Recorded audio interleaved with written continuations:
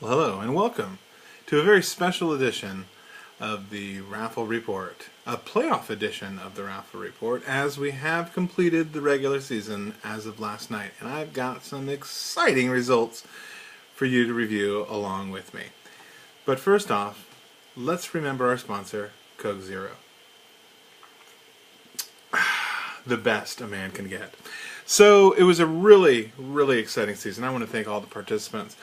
But mostly I'd like to thank myself for putting together this fine league that you all get to participate in and see, kind of what I'm doing. Anyway, I lost my train of thought there. Let's talk about the Campbell division instead. Let's talk about what is probably the stronger of the two divisions, the Campbell division. The winner of that division was, of course, the Spankos, unfortunately for everyone else involved. They went a miraculous 8-5. With a 6-1 division record in, again, one of the toughest divisions in the league. That means against the Wales division, they're 2-4, and that Coke Zero can get you. So they went 2-4 against the other division. Maybe not the scariest team for the Wales winners to face, right? But at any rate, they collect $200. They do pass go and have a nice day.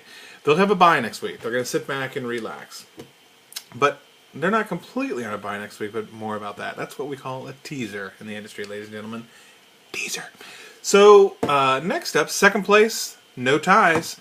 So Red Eye Blind with a beautiful 6-7 record.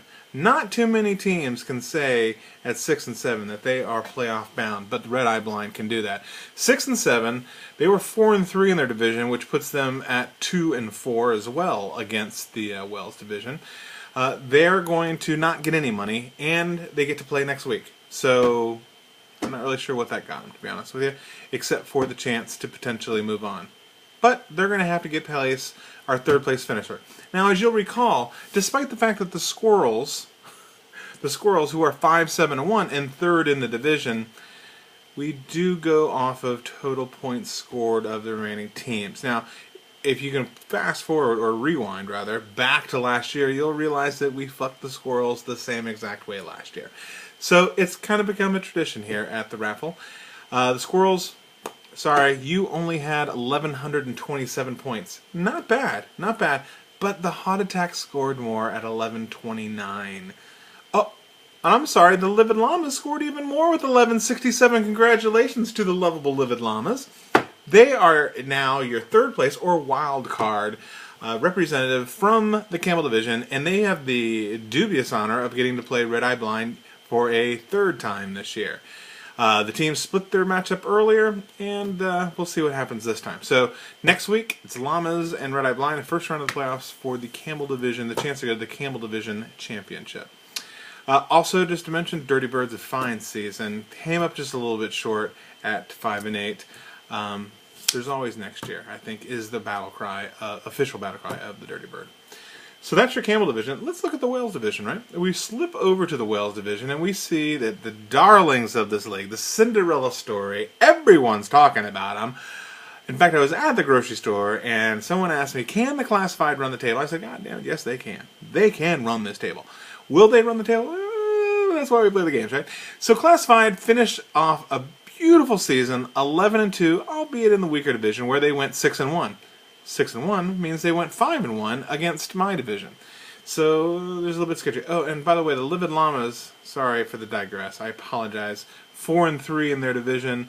That means that they were in fact 1-5 against the West division. So we didn't really need to rewind for that. I thought it was different. So anyway, Classified, congratulations, and I'm sure they are looking forward to their week off. Kind of a week off because they still got to put a lineup in next week, but more about that. Another teaser.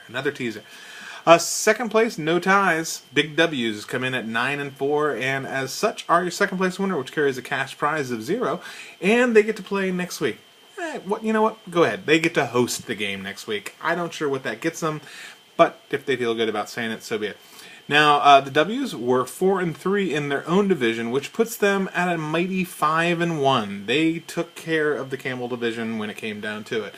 So congratulations to the 9-4 Big W's, your second place winner. Third place, despite an 8-5 record for the tight ends, and despite a 7-6 record from the Curtain, and despite even a 6-7 record from the Jerk Store, ladies and gentlemen, it's the Rolling Thunder at 5-8. but with a total point scored of 1,276 points, they are your wild card finisher.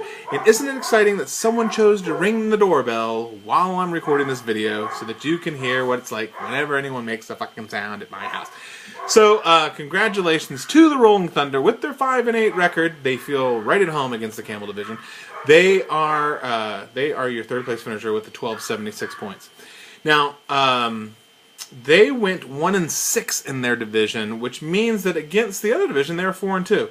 So quite frankly, the Wales division is just looking to get to the championship game and take on. They're licking their lips. There's no way the Campbell division could ever possibly win this championship game. I don't know why they're in it. Now, the other sad news, of course, is tight ends are 8-5. Steel Curtain was 7-6. Both of those teams did have a better record than the second place finisher in the Campbell division. In fact, the tight ends were tied with the league champion of the Campbell division. But, you know, it was a random draw. That's all I'm going to say. And you all witnessed it, if I'm not mistaken. So, there are your teams. Now, I want to point out that if you recall, at the end of last year, the beginning of this year, before we started, some shit, we talked about the pick'ems. We got rid of the pick'ems. Fuck the pick'ems, I think, was the official battle cry. And battle cry seems to be a popular phrase in this video. I'm not sure why. But at any rate, we're going to talk about what we decided alternatively, right? Instead of the pick'em pot, what we said is we would just have a little drop ad championship. Something that would run parallel to the playoffs. So all teams are going to submit a lineup this weekend. So you think, thank God this shit's over, I don't have to care about it anymore. Nah, you got one more week at least, right? You're going to submit your lineup, and what we'll do is we're going to take the top 4 scoring teams. You're going to have a head-to-head matchup. It doesn't matter if you win it or lose it. If you are one of the top 4 scoring teams, you move on to next week's Drop Ad Championship semifinals. So again, everyone needs to submit a lineup. Do not forget. Get your shit in there. Get it lined up. I guess that means that I now have to officially let everyone do a drop ad transaction this week, which I probably shouldn't be saying out loud, but theoretically you can do drop ad transitions if you're in this drop ad championship. So as long as you're alive, I'm going to let you do it. And I haven't run that by the other league officers, but it is the RaFFLe Fantasy Football League, so fuck everybody, right? So submit a lineup. Take the top 4 scores, and they're going to move on to next week. And then again, remember, next week will be where it is a head-to-head matchup. The semifinals will place the highest scorer from this weekend against the lowest of the 4 people. They'll play head-to-head, and then the second and the third ranked team will also play head-to-head, ultimately culminating in a battle at the end, right, to coincide with the RaFFLe Super Bowl. Now, again, playoff teams are eligible. If you're a playoff team and you're in the Pick'em Championship, the same lineup will work. We'll just put a dummy team, against whoever your opponent is, so that we can get that going. So, just a heads up, don't forget the Pick'em Pot Championship, as discussed and agreed to.